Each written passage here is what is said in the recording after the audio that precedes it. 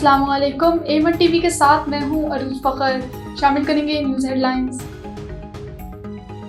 Tax گوشوارے جمع کروانے کی آج آخری تاریخ، نان فائلرز کے خلاف مزید سخت اقدامات کا اعلان۔ نان فائلرز گاڑیاں اور پراپرٹی نہیں خرید سکیں گے۔ نان فائلرز کے لیے یوٹیلیٹی سروسز بھی بند ہوں گی۔ رواں مالی سال فائلرز کی تعداد ڈبل ہوگی۔ وزیر خزانہ نے کہا، آج تک فیصلے نہ کیے تو تنخواہ دار طبقے پر بوجھ ڈالنا پڑے گا۔ دفعہ 144 کی خلاف ورزی، پی ٹی آئی قیادت کے خلاف 6 مقدمات درج۔ ملزمان نے امن و امان کی صورتحال خراب کرنے کی کوشش کی۔ پاکستان اور ریاستی اداروں کے خلاف نعرے لگائے گئے۔ ایف آئی آر درج۔ پولیس کا حملہ کرنے والے 5 ملزمان گرفتار۔ حملہ آور میں 26 افسران اور اہلکار زخمی ہوئے۔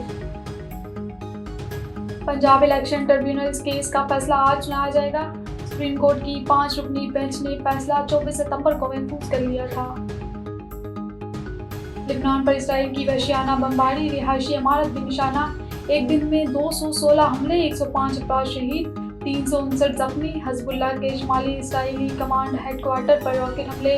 اسرائیل حملے میں شہید حسن نصر اللہ کا جسد خاکی مل گیا۔ اسرائیلی فوج کی یمن کی بندرگاہ پر بھی بمباری، 4 شہری جاں بحق۔ غزہ میں بھی صہیونی فوج کے حملے، مزید 32 شہادتیں۔ اور ممتاز اسلامی اسکالر ڈاکٹر ذاکر نائک اسلام آباد پہنچ گئے۔ وزیراعظم یوتھ پروگرام کے سربراہ رانا مشہود نے استقبال کیا۔ ڈاکٹر نائک کراچی، لاہور، اسلام آباد میں تقریب سے خطاب کریں گے۔ نیوز اسٹوڈیو سے فی الوقت اتنا ہی۔ مزید خبروں اور اپڈیٹس کے لیے دیکھتے رہیے A1 T V. A1 T V, سب پہ نظر، اندر کی خبر۔